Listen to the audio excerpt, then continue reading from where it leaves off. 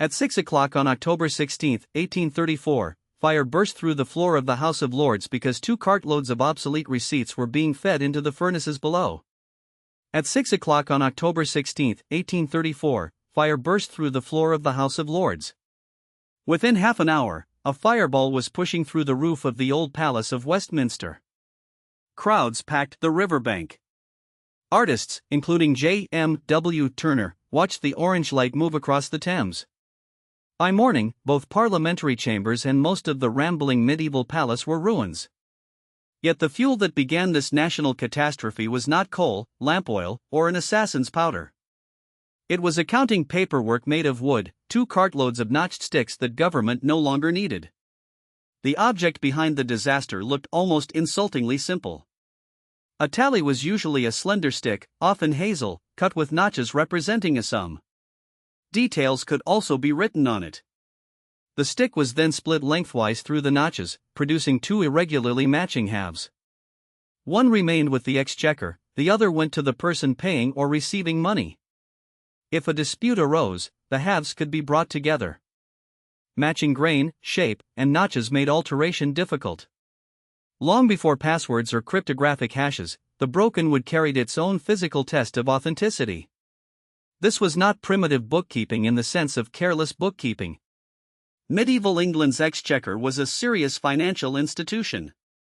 The National Archives describes it as the main financial department of medieval and early modern government, responsible for accounting for most taxation. Its annual pipe rolls survive in an almost unbroken sequence from 1130.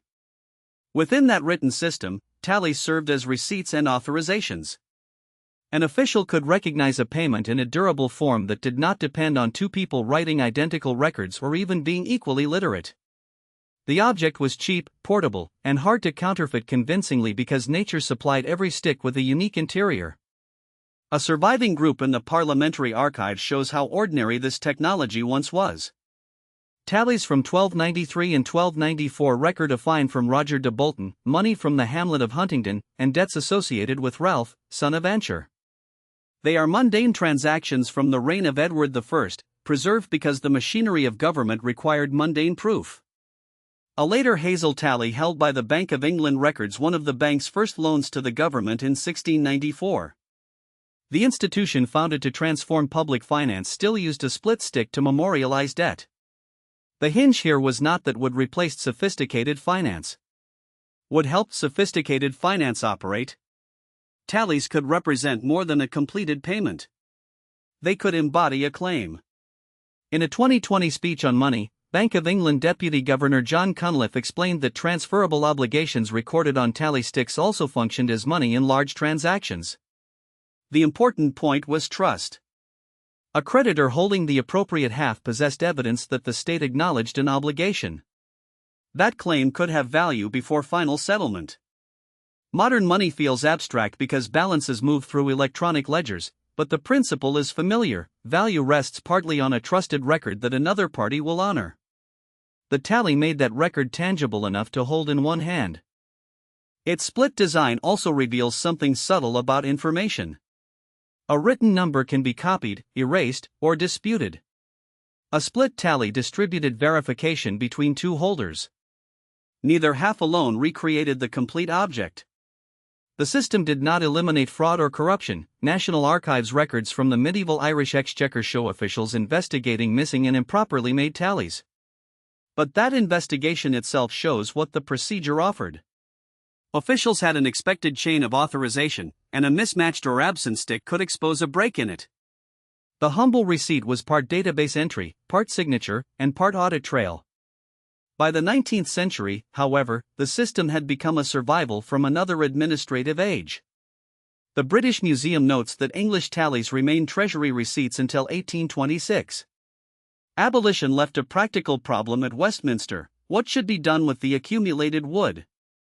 Tallies had often been destroyed before, but this time roughly 2 cartloads remained. The palace's clerk of works rejected an outdoor bonfire and did not distribute them as firewood.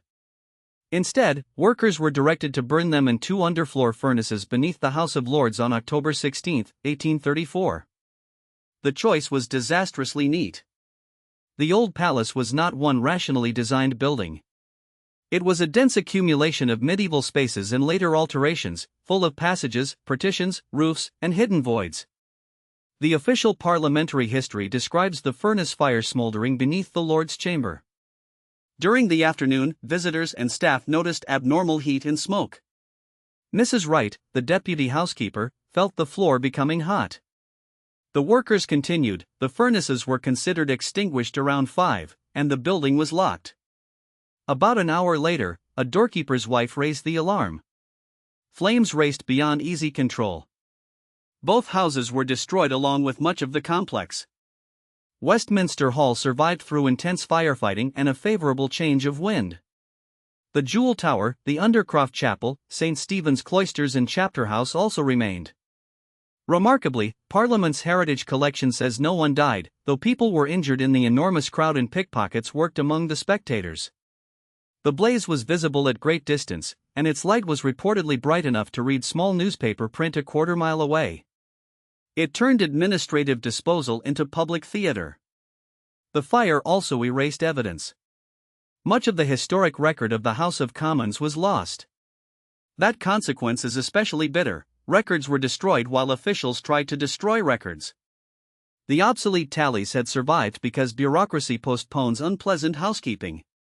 Then the chosen shortcut consumed not only the sticks but a major archive and the physical rooms in which Britain's legislature had evolved. Had the wood been burned outside, given away, or fed slowly into a suitable fire, the skyline of London might now look different. A rebuilding commission was established in 1835. A public competition required designs in Gothic or Elizabethan style, visually harmonizing the new work with Westminster Hall and nearby Westminster Abbey. Charles Barry won, while Augustus Welby Northmore Pugin supplied much of the Gothic character and detail. Their new Palace of Westminster eventually produced one of the world's most recognizable political silhouettes: towers, pinnacles, river frontage, and the clock tower commonly called Big Ben. The building that appears on news broadcasts and postcards exists in that form because the previous parliamentary home was almost erased. That does not mean the tally sticks single-handedly designed modern parliament. Barry, Pugin, commissioners, politicians, craftspeople, and decades of construction made the new palace. Nor did the fire itself create representative government. The Reform Act had passed in 1832, 2 years before the blaze. But physical settings shape institutions. The destruction opened a rare opportunity to replace an inherited maze with a purpose-built national legislature. Parliament's own heritage account describes the tragedy as the opportunity to create precisely that.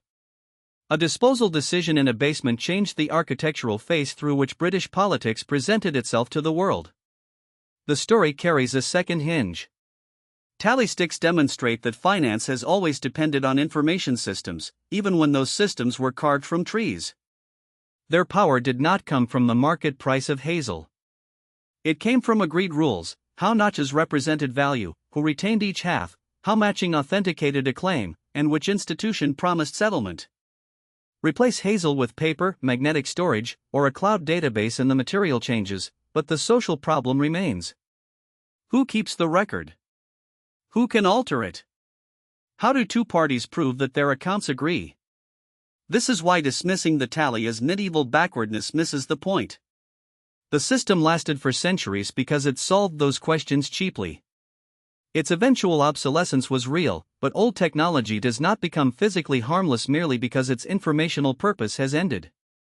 The two cartloads still contained energy.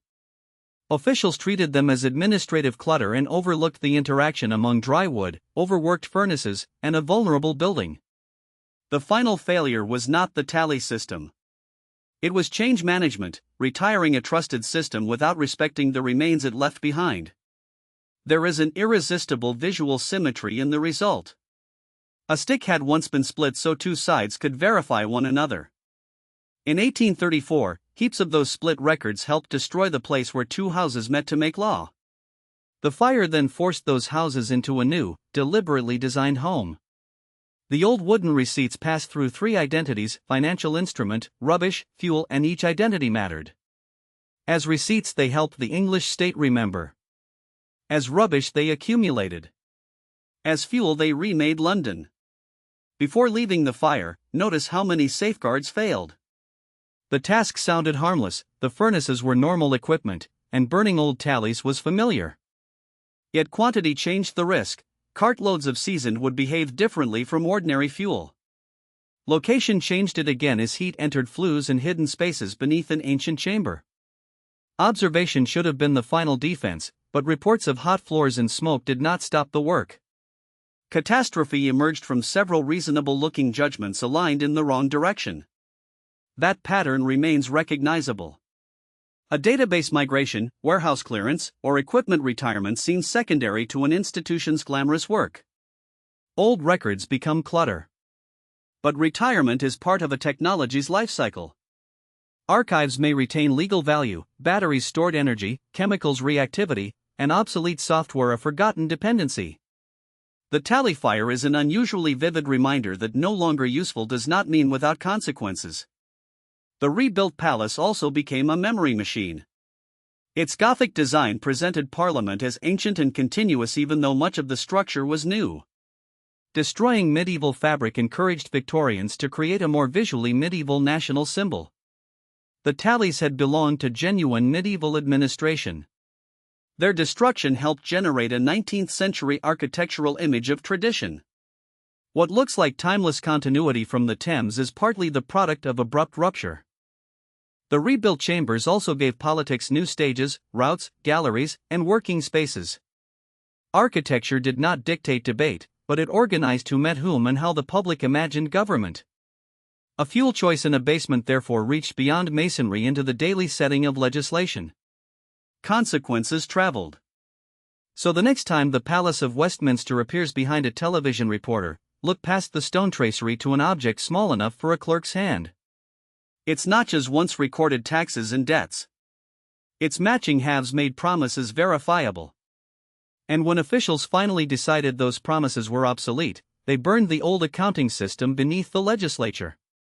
The surprising connection is literal. The iconic home of Britain's Parliament rose after medieval receipts set its predecessor on fire. History's grand facade swings here on a piece of split Hazel and one catastrophically tidy administrative disposal decision.